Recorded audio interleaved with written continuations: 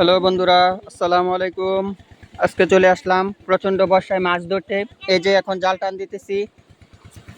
এখন বৃষ্টি প্রায় নাই বললেই চলে, তাই এখন বেশি মাছ আসে না, কিন্তু কিছুক্ষণ আগেই অনেক মাছ আসতো।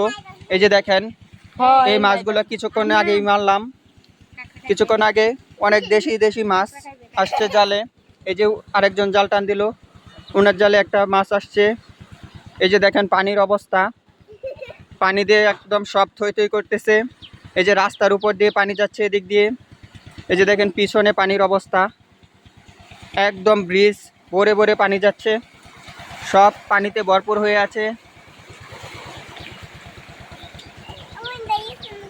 ওই যে আরেকজন জাল টান দিল, ওনার জালেও মাছ আসছে, উনি মাছ নিতেছেন।